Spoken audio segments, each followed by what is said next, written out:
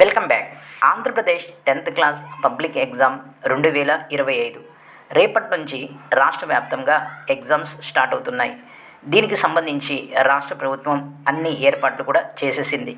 ఇప్పటికే మీరందరూ కూడా హాల్ టికెట్ డౌన్లోడ్ చేసుకొని హాల్ టికెట్ని మీ దగ్గర పెట్టుకుని ఉన్నారు. సో రేపు ఎగ్జామ్కి ఒక హాఫ్ అన్ అవర్ ముందుగా వెళ్ళండి.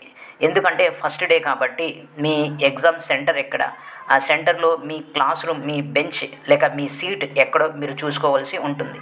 కాబట్టి దీనికోసం మీరు ఒక హాఫ్ అన్ అవర్ ముందు బయలుదేరండి. రెండోది ఏంటంటే ఎగ్జామ్ రాసేటప్పుడు ప్రశాంతంగా ఉండండి. ఇక నెక్స్ట్ ఏంటంటే మనం చదివినన్నీ కూడా ఎగ్జామ్లో వస్తాయి అనే పాజిటివ్ యాటిట్యూడ్తో ఉండండి. సో మీరు అనవసరంగా టెన్షన్ పడకండి. క్వశ్చన్ పేపర్ అనేది మనలాంటి టీచర్సే ఇస్తారు కాబట్టి ఆ క్వశ్చన్ పేపర్లో క్వశ్చన్స్ అన్నీ కూడా మనం చదివినే వస్తాయి అనే పాజిటివ్ దీంతో ఉండండి.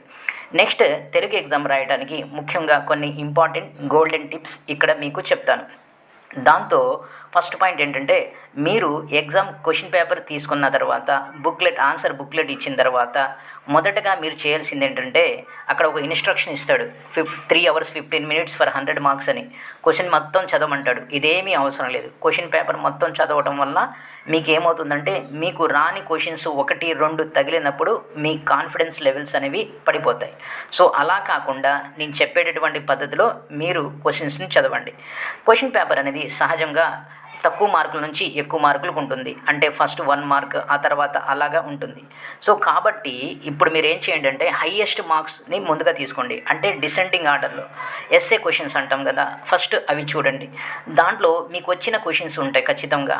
ఆ క్వశ్చన్స్ని ఫస్ట్ ఆన్సర్ రాయడం చేయండి. ఫస్ట్గా మీరు 1 mark 2 marks ఇలాంటి క్వశ్చన్స్ని ఆన్సర్ రాయొద్దు. మీరు ఎక్కువ మార్కులు క్వశ్చన్స్ ఉంటాయి కదా, ఆ క్వశ్చన్స్ని ఫస్ట్ ఆన్సర్స్ రాయండి. ఆ తర్వాత సెకండ్ హైయెస్ట్ మార్క్స్, ఆ తర్వాత థర్డ్ హైయెస్ట్ మార్క్స్, ఈ విధంగా రాసుకుంటూ వెళ్ళండి. రెండోది ఏంటంటే తెలుగు అనేది లాంగ్వేజ్ సబ్జెక్ట్ కాబట్టి ఇక్కడ హ్యాండ్ రైటింగ్ అనేది చాలా ఇంపార్టెంట్ రోల్ ప్లే చేస్తుంది. మీరు రాసే లాంగ్వేజ్ అక్షరాలు ఎలాగ ఉండాలంటే అందంగా ఉండాలి, గుండ్రంగా ఉండాలి, స్పష్టంగా అర్థమయ్యే విధంగా ఉండాలి.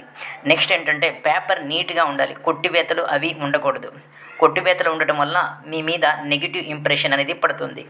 తర్వాత మనం మీకు ఇచ్చినటువంటి బుక్లెట్లో మొత్తం 24 pages ఉంటాయి. సో కాబట్టి ముందుగా ఫస్ట్ పేజ్ వైపు రాయకండి. అంటే ఫస్ట్ పేజీ వాళ్ళు చెప్తారు, ఎలాగూ మీకు ఇన్విజిలేటర్ చెప్తారు ఎక్కడి నుంచి రాయాలో, ఆ పేజీ నుంచి స్టార్ట్ చేయండి.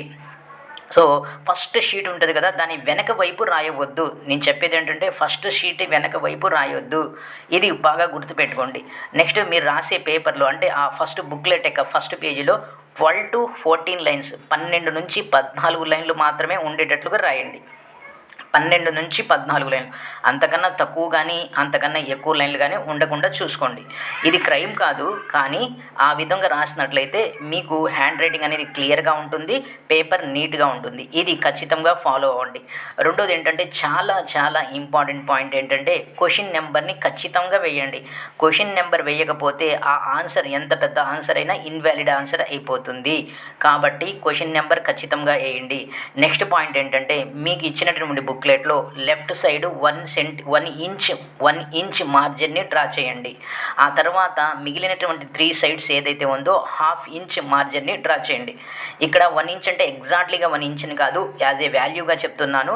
Left side margin 1 inch, remaining 3 side margins వచ్చేసి 1/2 inch మార్జిన్ అనేది డ్రా చేయాలి. సో అంటే పేపర్ మొత్తం బాక్స్ షేప్లో ఉండాలి. దీనివల్ల మీ పేపర్ అనేది నీట్గా ఉంటుంది, మీరు రాసే ప్రజెంటేషన్ హైలైట్ అవుతుంది. సో ఇది ఒకటి ఫాలో అవ్వండి. మూడో పాయింట్ ఏంటంటే క్వశ్చన్స్ ఏ ఆర్డర్లో అయినా రాయొచ్చు. ఇదే ఒక ఆర్డర్లో రాయాలని ఏమీ లేదు. కాబట్టి క్వశ్చన్స్ని ఏ ఆర్డర్లో అయినా మీకు వచ్చిన ఆర్డర్లో రాయండి. ఇందాక నేను చెప్పాను కదా, హైయెస్ట్ మార్క్స్ ఫస్ట్, ఆ పాలసీని ఫాలో అవ్వండి.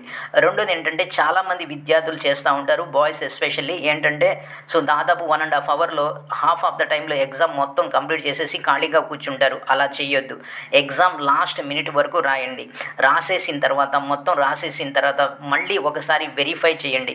స్పెల్లింగ్ మిస్టేక్లు, క్వశ్చన్ నెంబర్స్ ఇవి వేసారో లేదో చూడండి. నెక్స్ట్ ఏంటంటే క్వశ్చన్ అయిపోయిన తర్వాత, ఒక క్వశ్చన్ యొక్క ఆన్సర్ అయిపోయిన తర్వాత పెన్సిల్ తీసుకొని దానికి బార్డర్ లైన్ని డ్రా చేయండి. దీనివల్ల పేపర్ మీ ఆన్సర్ ఇంకా నీట్గా కనబడుతుంది. ఖచ్చితంగా మీరు 2 పెన్లు యూజ్ చేయవచ్చు, బ్లూ అండ్ బ్లాక్. సో ఒక పెన్తో రాసి ఇంకో పెన్తో హైలైట్ చేసుకోవచ్చు.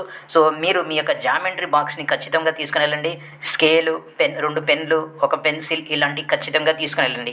ఈ టిప్స్ కనుక మీరు ఫాలో అయినట్లయితే, మీరు చదివిన దాన్ని నీట్గా పేపర్ మీద ప్రజెంట్ చేయగలిగినట్లయితే మంచి మార్క్స్ అనేవి వస్తాయి. అండ్ ఎలాంగ్ దిస్ మేము Hindi, mathematics, social, physics, chemistry, biology ఈ సబ్జెక్ట్స్ యొక్క ఇంపార్టెంట్ క్వశ్చన్స్ని మీకోసం తీసుకొచ్చాము. ఈ క్వశ్చన్స్ని ఫ్రీ ఆఫ్ కాస్ట్లో ఇవ్వటం అనేది కుదరటం లేదు. దీన్ని పెయిడ్ వెర్షన్లో ఇవ్వడం జరుగుతుంది. ఎవరైతే క్వశ్చన్స్ కావాలనుకుంటున్నారో వాళ్ళు ఇప్పుడు నేను చెప్పేటటువంటి నెంబర్కి వాట్సాప్ చేయండి. అది నెంబర్ 9553230266. ఇంకోసారి చెప్తాను, 9553230266. ఈ నెంబర్కి మీరు వాట్సాప్ చేయండి. సో ఇది వీడియో. ఈ వీడియోని లైక్ చేయండి, షేర్ చేయండి, సబ్స్క్రైబ్ చేసుకొని ప్రక్కనే ఉన్న బెల్ ఐకాన్ని ప్రెస్ చేస్తాం మర్చిపోవద్దు. Thank you.